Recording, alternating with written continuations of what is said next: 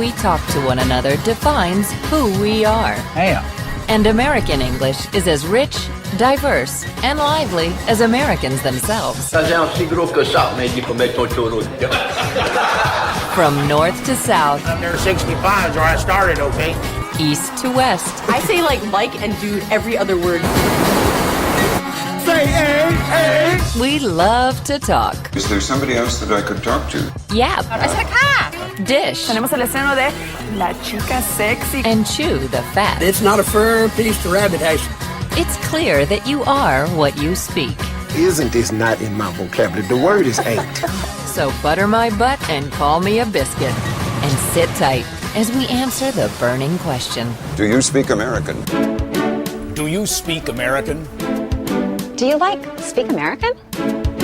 Do you speak American? You speak American, dog? Do you speak American? Tu parles américain. ¿Ustedes hablan American?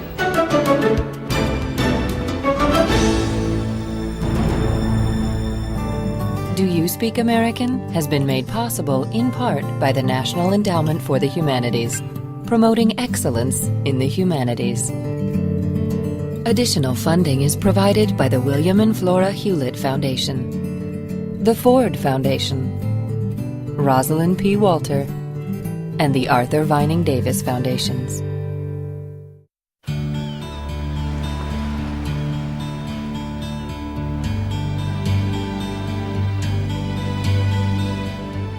Like many Americans, I come from somewhere else.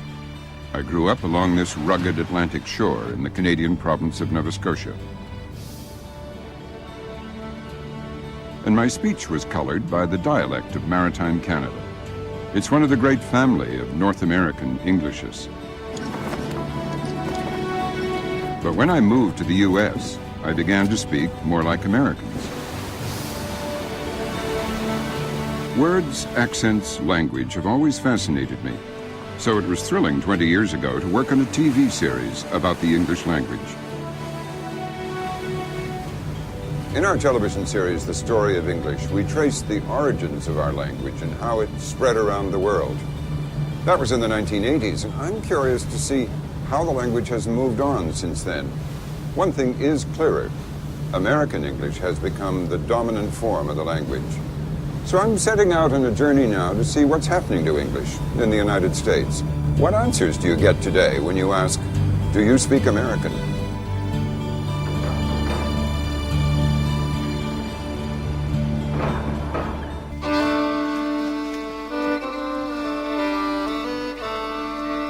Our journey starts in the far northeast on a misty road in coastal Maine. Linguists who study the American language say the principal regional dialects remain strong, but some distinctive local dialects are dying out.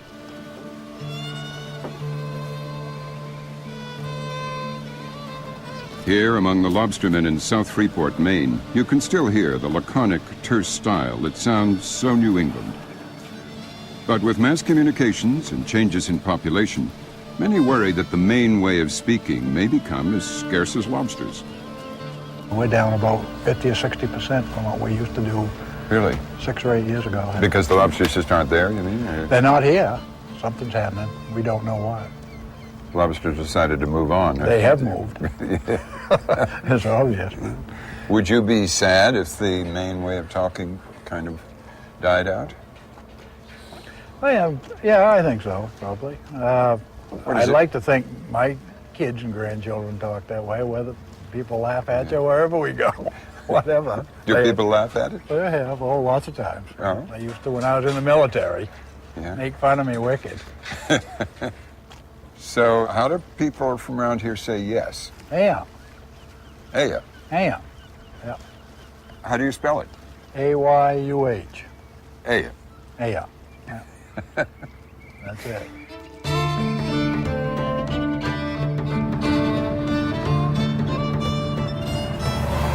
Linguistically, the way Mainers speak is part of a regional speech pattern centered on Boston.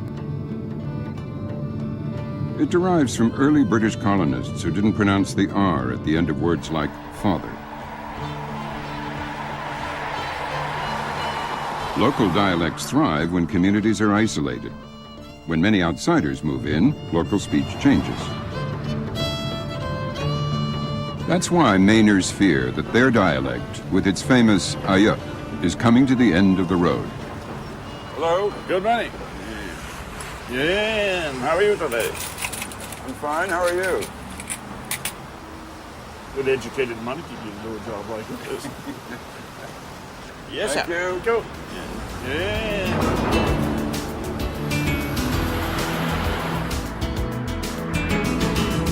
Linguists draw their own maps of North America to mark different dialect areas. To use their terms, we've started in eastern New England.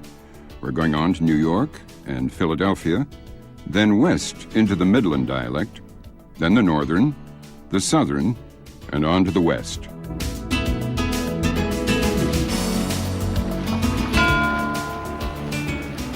Right now I'm in Massachusetts and I'm short of gas. Good evening. What can I get for you? You fill her up with unleaded, please? Sure. When customers come from out of state like me, what do they think about your accent?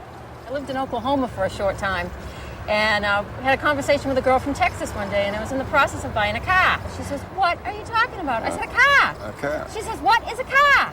I said, "What's a car?" I said, "You know, automobile, vehicle, thing you get in and drive." She goes, "Oh, you mean a car?" I said, "No, car." It was funny. I had to go through all the different words before she understood what I was talking about. That's funny. Yeah, it was a riot. With that accent, we might as well be in the heart of Boston, whose way of speaking shows no weakening. Americans consider themselves egalitarian and unsnobbish about accents, but they're full of notions about how not to speak. I'm indulging a sentimental whim to retrace a road I took many summers ago. This is the Priscilla Beach Theater, one of the oldest barn theaters in New England. Here I find actor-manager Geronimo Sands rehearsing his one-man show. Beware of respectable people, of people perfectly grammatical and proud of it, of persons who let their thinking be done. I spent one summer here as an actor. We were all young, eager, and ambitious. We did everything from sweeping the stage to playing romantic comedies. It was on this stage that I first learned that my speech was not considered correct. High school. Yeah, I go there. And the first time I stood on this stage and opened my mouth, the director, he said, "What did you say?" And they said, "You can't talk like that." Because in Nova Scotia, you pronounce, at least I pronounced out like oat and about like about. And so I consciously changed it. And this is a wonderful sentimental stop for me because I was 21, and that's 52 years ago that I was here. And it was a great summer.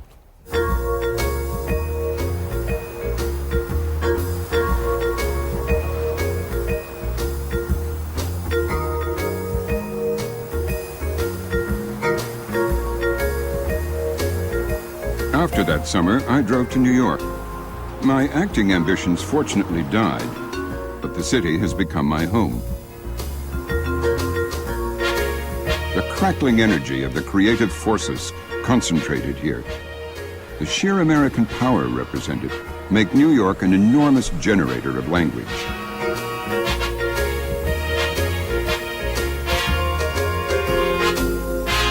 The latest money jargon of Wall Street traders.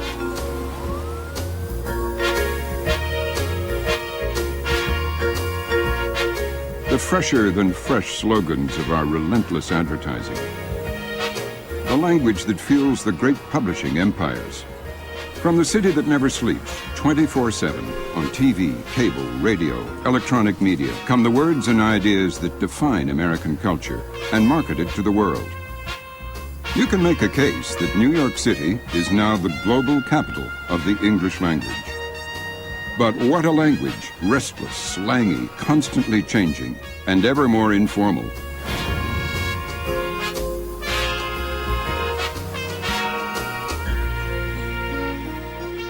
Many people believe that change is not only inevitable, but unstoppable. But not John Simon, the acerbic theater critic of New York Magazine. A Yugoslav immigrant himself, he speaks for many mainstream Americans who fear that if American English continues to flout the rules of syntax and grammar, it'll sow the seeds of its own destruction. Well, it has gotten worse. It's been my experience that there is no bottom. One can always sink lower, and that the language can always disintegrate further. How would you describe the state of our language today? Unhealthy, poor, sad, depressing, and probably fairly hopeless. Jesse Scheidlauer stands for everything John Simon hates. He's the American editor of the august Oxford English Dictionary. With his dark suit, tie, and rolled-up umbrella, he certainly looks the part. But you can't judge a book by its cover, for he's also the author of a scholarly history of the F word. Jesse's often in the New York Public Library looking for new usages. American English has always been inventive, but it is now globally so influential that the Oxford Dictionary needs a full-time office in New York City. Well, American English has always been, at least for the last 100 years, it's always taken great pleasure in its slang. You can find even Walt Whitman writing in praise of slang in the 19th century about how wonderful it is and how poetic it is and how, this is the American spirit distilled into language. So when you come here, what are you looking for? We'll try to find magazines that have words in them that we think are going to be of interest, and these can be in really any field out there. What are you looking at the moment here? Well, right now we're looking at some magazines devoted to tattooing and body piercing. There are terms for these different kinds of piercing, and there are terms for different kinds of tattoos. Blue, a music magazine, has a lot of stuff about hip-hop, which is a big influence on the language.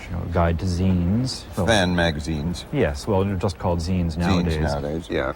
So if you find a new word in one of these really lurid magazines, and you decide to put it in, does that mean that the dictionary has adopted the word and as it were, recognized it?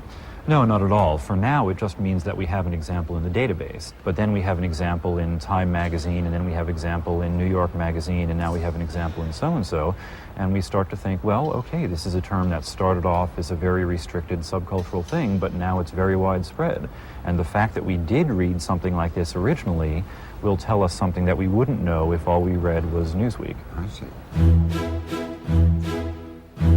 Language enthusiasts tend to be either prescriptivists or descriptivists.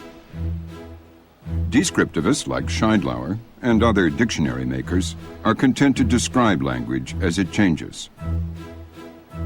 Prescriptivists like Simon believe you need prescribed rules to preserve language. The descriptive linguists are a curse upon their race, who, of course, think that what the people say is the law. And by that they mean the majority, they mean the uneducated. I think a society in which the uneducated lead the educated by the nose is not a good society. Descriptivists deny treating uneducated usage as the law, since they label it non-standard. But they may record things like the often violent, homophobic, misogynistic lyrics of gangster rap. The result gives new currency to words like hoe and bitch.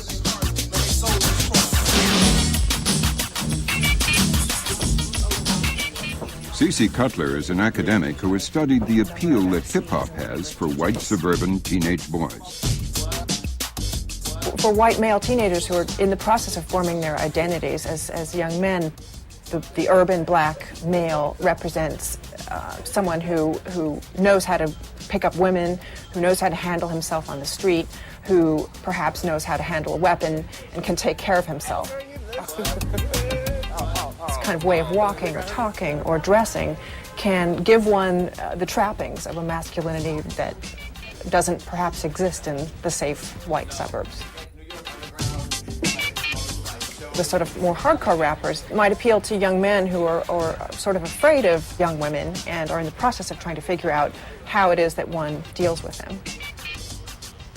So to call them bitches and hoes is a kind of way of getting rid of that problem. Or putting away one's fear of those individuals. Were there bitches at the party? There were some black girls. For real? For sure, man. Yeah, there's more. There's been more. There's more hoes recently. I've noticed at underground events than there used to be. Yeah. There used to be not so many. Thank goodness for us, man. Yeah. Can you think of some examples of words that have crossed over from hip-hop into the mainstream? We have terms like mad as a quantifier, so you can say it's mad real or it's mad raining. There are terms like my bad to mean, oh, I just made a mistake. Or the more colorful bling bling to refer to expensive, gaudy jewelry. Any others? I think, you can say, what's up, B? To ask how somebody is. It's not all fun. Chopsticks, hey, what's up? It's not all. Just chilling you. It's not all my bubble. Do you guys still have exams? Aaliyah, that's cool. Black English is an obvious influence on the language of IMing, instant messaging. So Birdman, so anything new? Birdman, you gonna do anything else this weekend? Written English has always been the preserver of standard English, but written standards are always under assault. The latest threat comes from instant messaging. How much time do you guys spend doing this? An hour and a half. An hour and a half a day. Tom, how much time do you spend doing it? A lot. I multitask, so I'll be IMing, I'll be listening to music, I'll be doing my homework. So, yeah. I mean, no one does caps or periods or punctuation. It's just OMG is oh my god. And this is just short for no. Like, sometimes people say G2G, which means got to go. JC, that means just chilling. Think back, here's lol, laugh out loud, and here. This means I'm going, I will, I'm a, and then she says here, you better call me on my cell. What's up with you? I mean, what's up? It's like, you know, how you talk, so. How are you doing, honey? Written English in America has been evolving greatly over the last certainly 100 years, and especially the last 30 or 40 years. And nowadays, if you look at even the most formal publications, things like the New Yorker or the New York Times, you will see a wide variety of colloquial or slangy language used even in news articles. People are interested in this, people speak this way and want to reflect this way in their writing. Written English has become much more informal than it ever used to be. What do you say to the people like John Simon who are really angry about what they see as a serious decline in linguistic standards in this country? Well, I think they're wrong, and I think they're misguided. Language change happens, and there's nothing you can do about it. I mean, maybe change is inevitable. Maybe dying from cancer is also inevitable, but I don't think we should help it along. But casual grammar and disturbing new words aren't the only perceived threat to American English. New York has always been the great doorway for immigration. Today you can hear Spanish spoken all around you.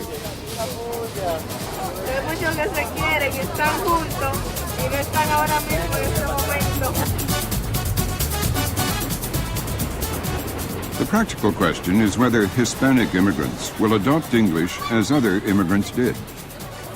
In New York, as in many parts of the country, you'll find plenty of Latinos who don't speak English at all. Hello. Do you speak English? No? No? Espanol?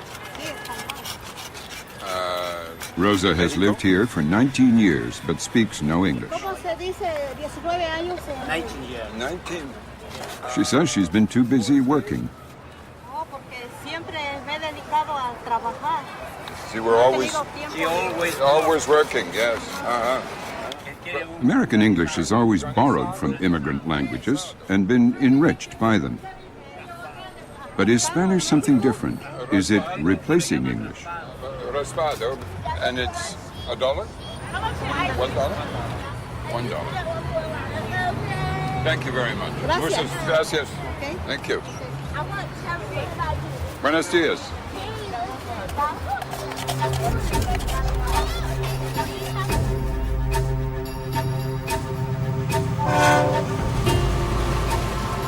We'll return to the Spanish question later in our journey. But for now, I'm in search of standard American.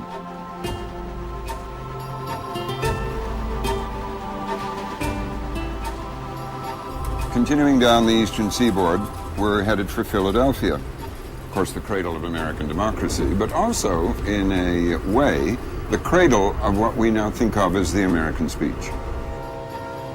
At this stage, what interests me most is the whole idea of what passes for correct or incorrect in American English.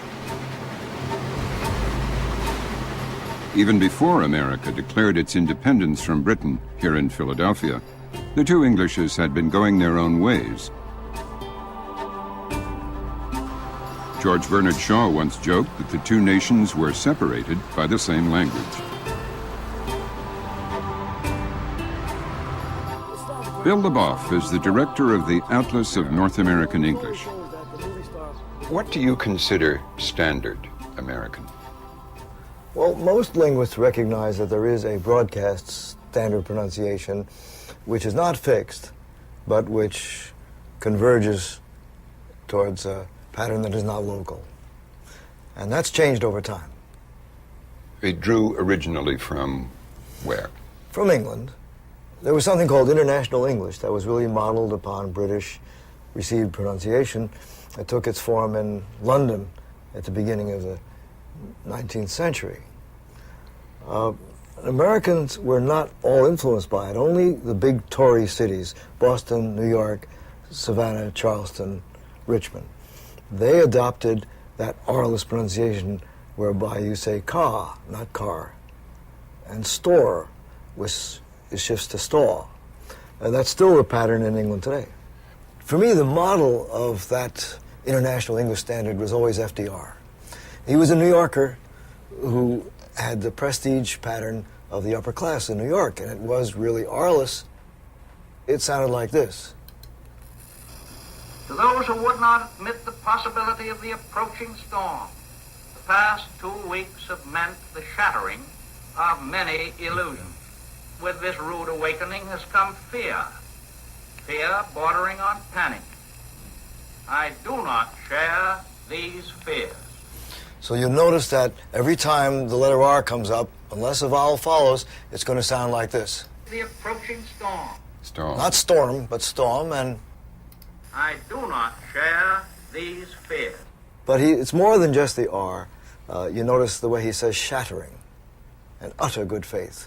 So the pronunciation of TST in those situations, still found in Boston, was again modeled on the British pattern, and it held right up to the end of World War II. And then, to our great astonishment, it flipped. So right after World War II, people growing up in New York City and in many other cities behaved in just the opposite way. When they were careful, they pronounced their R's. And when they were not careful, just speaking casually, they stayed with their R-less dialect. So people wanted to sound more English before World War II and less so after World War II. We hear British people use that pattern and we love it, but it's not right for an American.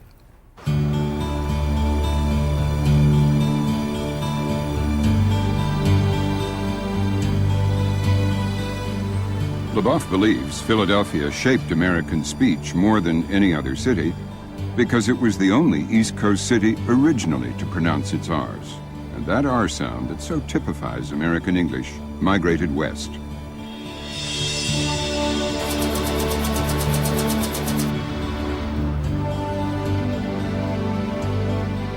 We're heading west ourselves on the train to Ohio.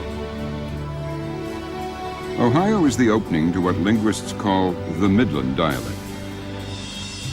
Midland speech lies between the varieties of the North and those of the South.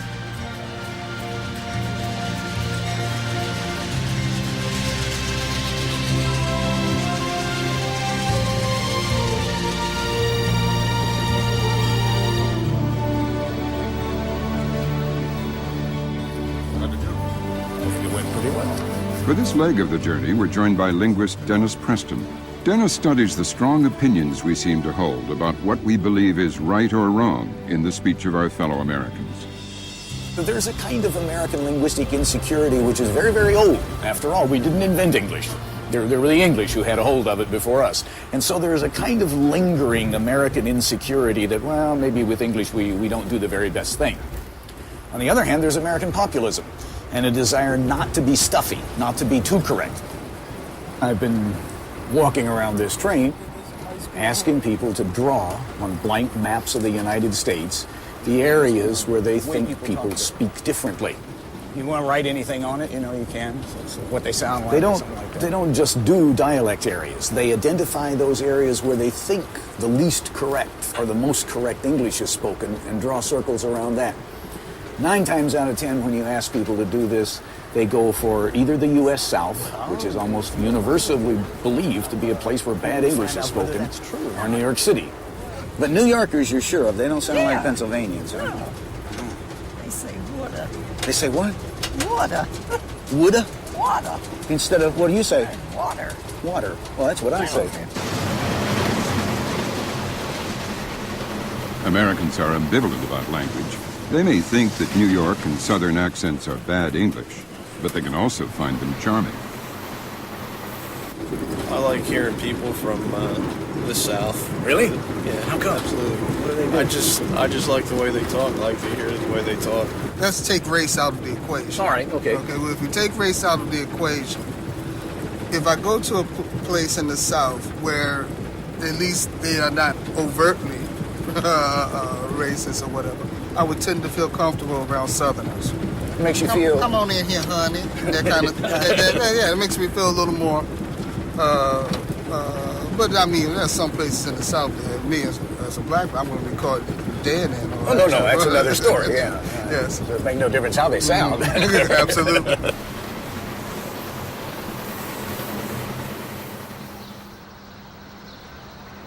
I want to make a short stopover in Pittsburgh because it shows how communities can cling to an accent as a badge of identity and local pride. I'm here to meet with a linguist who's been studying her fellow Pittsburghers' idiosyncratic way with words. She's Barbara Johnstone. How would you describe the language of Pittsburgh? Well, people talk about something they call Pittsburghese.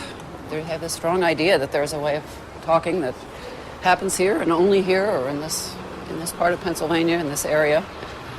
Here's a store that's got some interesting stuff. Shirts here with Pittsburghese on them. Old Scotch-Irish words, which you can still hear in Belfast. Yeah. It's a very unusual word for me. First of all, what does it mean? This is a way of spelling yins, which is the plural of you. Yeah. It's also often spelled with a Z at the end, which reflects more how it sounds, or sometimes with a U. Yeah. Yuns. Do you have any sense of where it came from? Yeah, it's actually a form of plural U that's found pretty widespread in Appalachia, but often it's spelled more like Ewans. Ewans. Ewans. In the Burg, the words in and out sound more like in and out. Down and town sound like darn and tarn. How would you say them?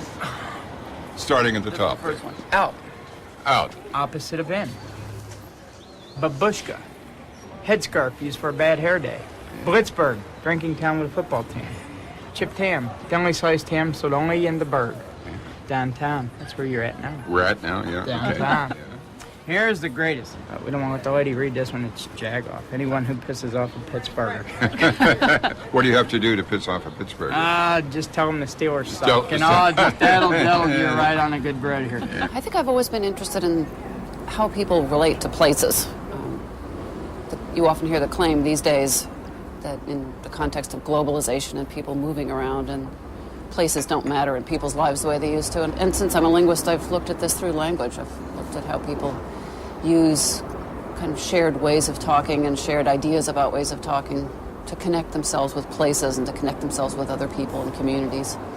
So Pittsburghers' fierce pride in their own speech is a measure of the importance of place. I think so. This local accent, which is different from how people talk elsewhere, is available as a way of talking about place. And all the while, they're talking about who they are and where they live and what it means to live here.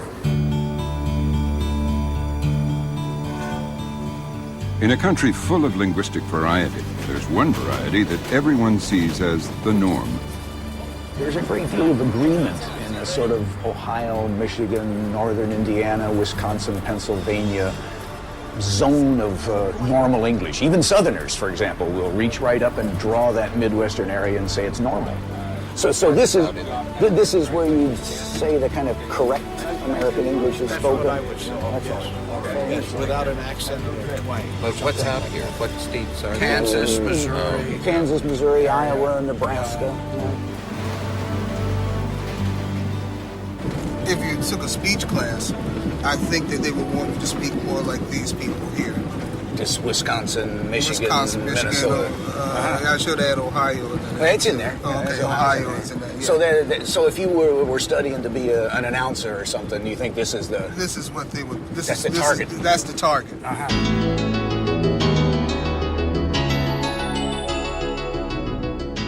Technically, the dialect area they're talking about is called Midland.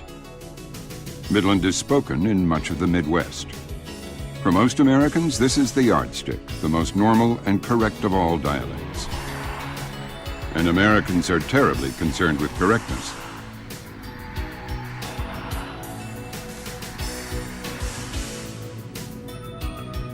A lot of people are worried about the state of the language, particularly the written language. So much so that they've set up hotlines all over the country where you can call if you have questions about correct grammar. Even the last 10 years or so, they produced a directory of grammar hotlines in the US and Canada. I think I'm going to pull over and call one. Ella Lewis manages the original hotline. We get calls from Canada, we get calls from the United Nations, we've gotten calls from many lawyers and law firms. We've even gotten a call from the White House. They would not say which branch. I see. May I ask you a question myself? Oh, certainly. Go ahead. Is it getting harder to maintain the written standards or the standards in the written language, do you find? Yeah, we do have troubles with the grapholect. What does that mean, grapholect?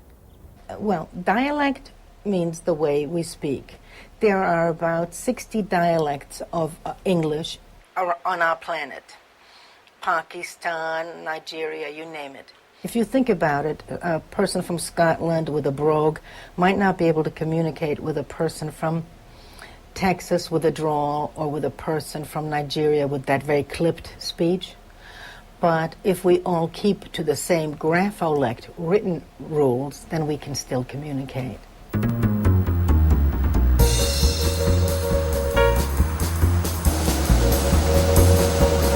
Some linguists question whether the written standard can guarantee universal understanding.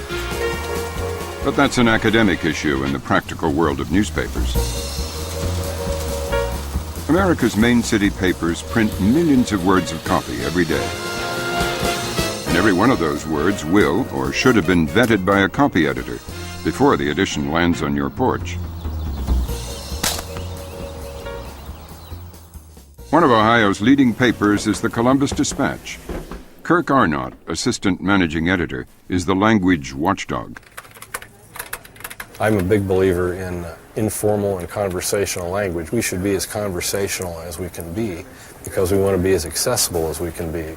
I certainly don't want us to sound like the paper was edited by a schoolmarm, but somebody's got to keep the language from sliding into the abyss. Without policing it, it will tend to slide away from being a useful communication tool. Give us some examples of things that you, as the language cop, have to arrest before they get out. I see a lot of words that are just downright misused. What would be some of those words that you think are misused? Importantly, when all they mean to say is important. More importantly, they say. Importantly, of course, means to act as though you're important. Nonplussed is another one. The general attitude seems to be that it means unperturbed, when in fact it means bewildered. Bemused is another one. People seem to think it means amused rather than also bewildered or preoccupied. Those are some of the ones that seem to be most common. The people who work here watch cable TV and listen to the radio, and it works its way into their heads.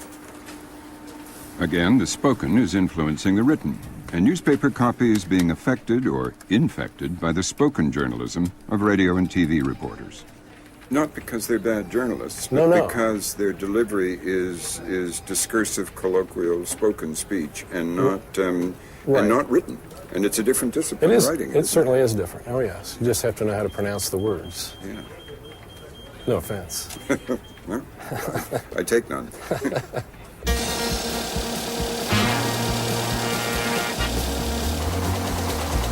All over the country, big city newspapers work hard to uphold standards for written English. While the language we speak on the streets of our cities is by its very nature changeable and shifting. For decades, Bill LeBoff and his colleagues have been studying how Americans talk. The result is a whole library of recorded voices and a fascinating discovery.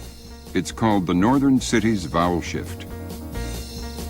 LeBoff believes there's a revolutionary shift in the pronunciation of short vowels that have been relatively stable for 1,000 years.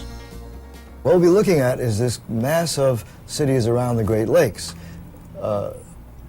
Here we have Syracuse, Rochester, Buffalo, and Cleveland, Detroit. How many people is that? It's about 34 million people. This area used to be the closest to network pronunciation. It was what the NBC standard was based on. And today, it is moving further and further away. Let's go into that in some detail. Let's show us how that's happening. In these experiments, we played, first of all, an individual word. Black. And then people had to write down what they thought they heard. So you can do that yourself. What do you hear? Black. Right. And then in another series, they heard... Living on one block. Now what do you hear? Block. Well, you change your mind and... Old senior citizens living on one block. This person is saying the word block the way they say black.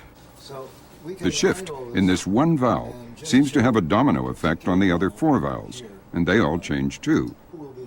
The result can be serious misunderstandings. Now, this is spectacular. Bosses. Everybody writes down what? Bosses. Right. The guy. Yeah. The bosses with the antennas.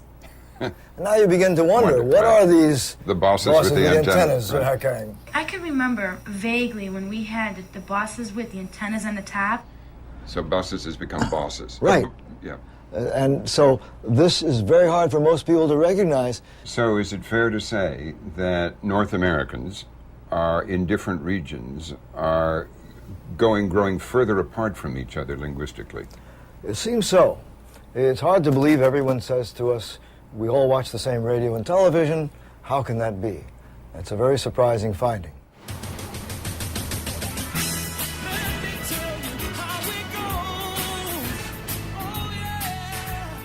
In the 1960s, Detroit was the home of Motown. Today, there's a thriving hip-hop scene. Even the white crossover rapper Eminem comes from the area called 8 Mile.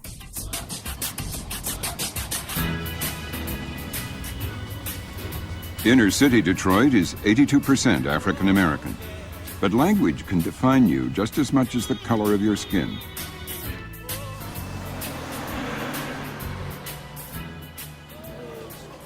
At the main bus station, we meet John Baugh, a professor of linguistics from Stanford University in California. John joins us in Detroit to demonstrate an experiment he's been conducting for years about how Americans react to different accents.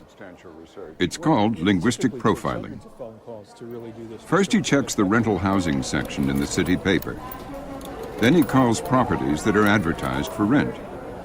He calls first using an African-American accent. Can I help you? Yes, my name is Michael Davis. I was calling to see if you might have any houses for rent that might be available. Then he calls again, speaking with a Latino accent. Hello, this is Juan Ramirez. I'm calling about the apartment you have advertised in the paper. Yes, all right. Finally, he calls in a perfectly neutral American accent, which is, in fact, how he really talks. What kind of results you've been getting today? I've actually been getting some mixed results today, but generally speaking, the minority dialects do not fare as well, and particularly in the affluent communities. Is that race or economic class? It's both. Race in and of itself will not be the factor that excludes one from a particular neighborhood or a house for sale in an affluent community. Linguists like Baugh believed such prejudice shows ignorance of black history and language. That history is celebrated in this African-American museum.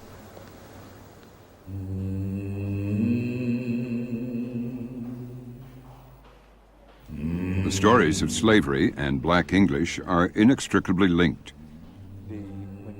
It's often assumed by blacks as well as whites that African Americans speak bad or lazy English. In fact, black English has roots as deep and a grammar as consistent as Scottish, Irish, or any other of the Englishes spoken around the world. It was the dreadful traffic in human lives that brought English to the coast of Africa. British and American slavers trading upriver introduced the English language to the African middlemen from whom they bought the slaves. 20 years ago, when we filmed our TV series, The Story of English, we went to an upriver trading post in Sierra Leone. 300 years ago, blacks and whites communicated with a simplified English known as Pidgin. The contemporary African-American dialects all grew from the trade languages that evolved from slavery.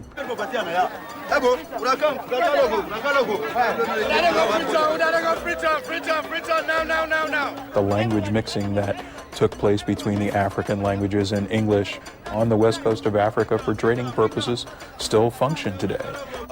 Listen up for me. This Anglo-African mixture is still a lingua franca on this river.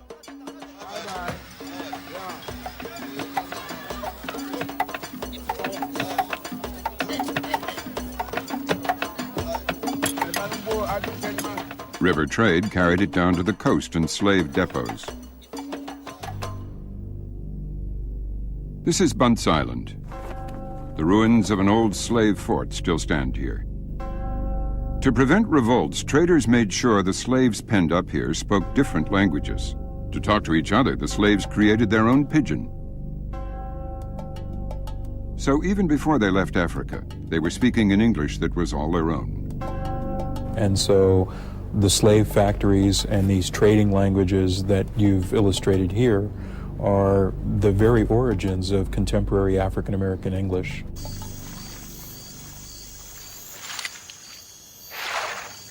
"20 years ago, when we filmed off the coast of South Carolina, you could still hear the faint whispers of slave English. On the islands of Kiowa, Edisto, Dafoski, and Watermalaw, older people like Benjamin Blygan and his sister Janie Hunter still spoke Gullah and Geechee. All of these three of the Madison. We just sit down and eat Madison right now. Yeah. All them is Madison. I'm looking at Madison every day. Yeah. Oh, there was a Good time. good time. Their time stood there right now. Yeah. But they just don't want to own it. But I still old time, I keep my old timey up. Oh, yeah. Oh, yeah, nothing like it. Give me that old time religion. Give me that old time religion. Give me that old time religion. Yes, brother.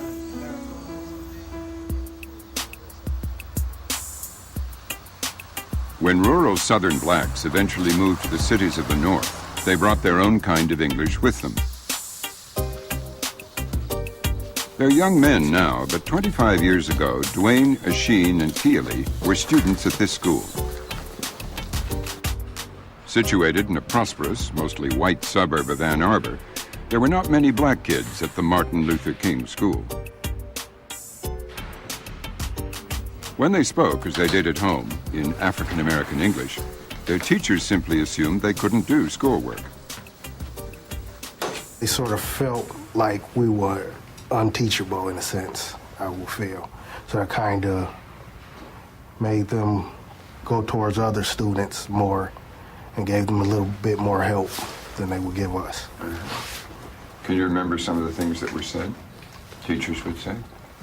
Actually, to be honest, the teachers really didn't even communicate with us too much. It just was sort of like in the sense that we were on our own. Do you remember any of that? You were younger. I was real young, but I mean, I remember enough to know that I wasn't being treated the same way as all the other kids in the class or a lot of the other kids. You know, that's the irony of it all. It's Martin Luther King school, and, you know, they haven't learned anything from Martin Luther King. Well, hopefully they learned it, but they didn't learn it back then. 3 mothers refused to accept second best for their sons. Annie, what was it that got you and other parents upset enough to bring a lawsuit against the school? My kids was tested and was put into special ed classes, and I felt like that they were not getting educated and was not treated equally, and I felt like that shouldn't be a barrier because of a language to stop them from being educated. Ruth Zweifler is a social worker familiar with the housing project the boys came from. Listening to Annie tell how her son and his friends were failing at school, she knew something was wrong. There were maybe 24 poor black children in a sea of affluent white families, and they really were having a very hard time. Ruth became convinced that the kids were being discriminated against because of their African American English. Language is the marker for assumed attitudes, coming with an implied criticism, which is what I think a black child carries with him.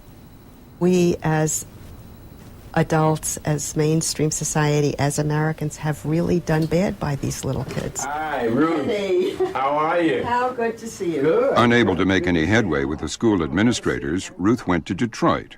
One of the lawyers she consulted was Ken Lewis. The legal strategy they and others thrashed out led to a landmark court decision on black English. Our job was to see if we could come up with some legal theories that made sense, that we could pursue on their behalf. The initial thrust of the case was to deal with the children's poverty as the reason why they were not being educated. There is really no constitutional right not to be poor in this country, and so trying to find some constitutional provision that would help us along those lines was a futile effort. So language became a part of it, and since that language barriers seemed to impact adversely only on black youngsters, we were able to tie in the race issue. The most significant thing that I believe was raised during that trial was that you had a federal judge acknowledge formally that African American vernacular English represented a significant linguistic barrier to academic achievement and success. He confirmed that the school district was really insensitive to the linguistic background of the vast majority of African American students within the school district. Years later, the argument Ken Lewis used in this courthouse was raised by educators in Oakland, California. But they claimed black English, which they called Ebonics, was a separate language. That caused a national storm, and as we'll see, it's an issue school boards are still grappling with. One of the things that I remember Judge Joyner indicating in his opinion was the need to help youngsters appreciate the difference between the language of the majority, how it would impact upon your being perceived by others. That was part of the discussion we had to wrestle with in the black English case, because we thought that the teachers were not respecting the language as it should have been. If a young black who talked like Puff Daddy applied for a job in this law firm, would he get it? The reality is he has to fit the criteria, the skills that are required for this particular job. Just like if I wanted to go on the radio and become the commentator for the R&B, rap, hip-hop station, I'm going to have to change my language skills because I got a different audience I'm appealed to. I'm wrestling with it now with my own 15-year-old who, communicates to me in language that I'm not necessarily sure I understand. But I'm working on it. I'm finding that I'm coming full circle with this thing called Black English.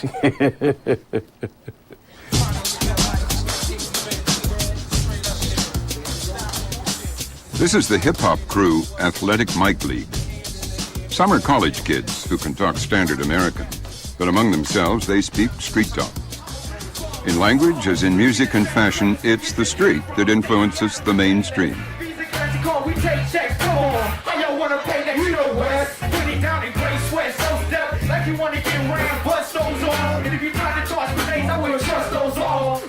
Everything follows the streets in America, so whatever's going on there, it goes from here to here, then eventually mainstream America, which is white America. Before they go on stage, the crew rehearse bits of their routine. Y'all done slipped and messed up and let West skip his wig in the rhythm section. It's that live feeling trance in this. Classic features of urban Black English include we going instead of we are going, he start instead of he starts, and we be going for a habitual action. But another characteristic of Black English is its love of playing with words, spinning new meanings out of words like stacked, live, vibing, sick, and ill. Coming down, I'm edgy about what I'm about to walk into. I hope the place is stacked. I hope that the audience is live. I hope when I step out this door that they are ready and anxious, to hear us do what we gotta do. They're gonna feel us, or they're gonna connect with us. Y'all gotta represent up here for the mic league. Y'all can't be back there. You gotta come out there confident. For me, it's almost on the borderline of being cocky. You get on stage and all of a sudden you've got that connection, you're vibing. Let me see you in that crowd, put your hands up. It's about to go down, say say we rock well, stand up. This whole game is just it's based on how ill you are for how sick a cat can be. Sometimes it's about finesse, sometimes we're just on there spitting and just trying to be raw as we can be on stage. And so you have to rock as hard as you can. So you're recognized as the best. You gotta look, listen, move, and really feel it. And that's how we could judge crowds. Other people will judge a crowd differently. These hip-hop artists draw on local street talk for their lyrics and poetry.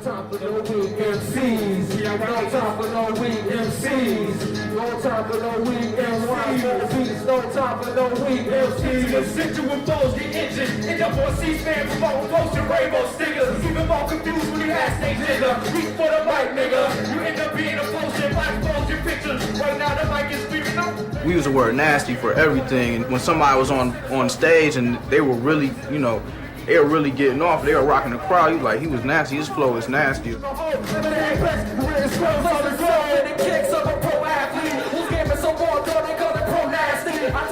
We have the same pro nasty, professionally nasty. It means it's quality. This is not just good. That's our grade A. This is the top. That's our professional grade. If you want the best and you want the top, you want something from us that's pro nasty. Nasty, pro-nasty, sick, and raw, hip-hop and rap are forcing new meanings into American English. And if you've never heard these words used like this before, you probably will soon.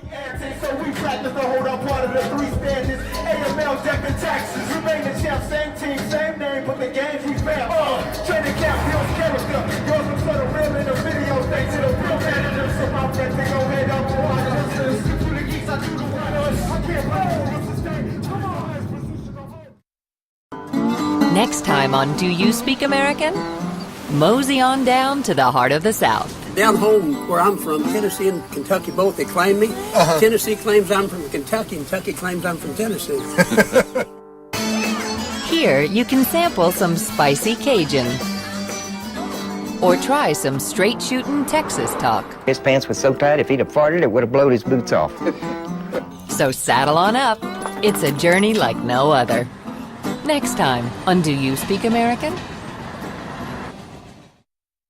For the down low, the skinny, and the 411 on how you speak American, visit us at pbs.org. While you're there, get tips for starting your own PBS program club so you can continue to speak American with your friends and family.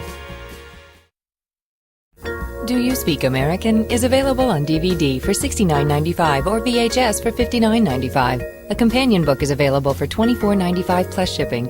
To order, call 1-800-336-1917 or write to the address on your screen.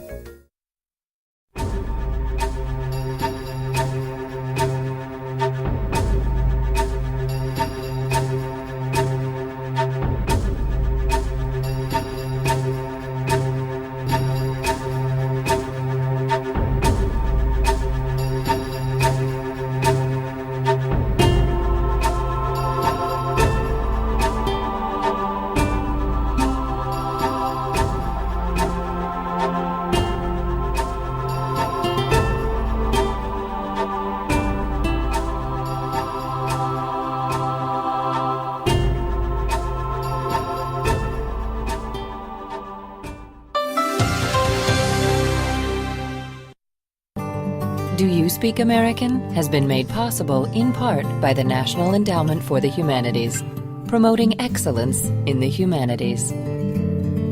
Additional funding is provided by the William and Flora Hewlett Foundation, the Ford Foundation, Rosalind P. Walter, and the Arthur Vining Davis Foundations. We are PBS.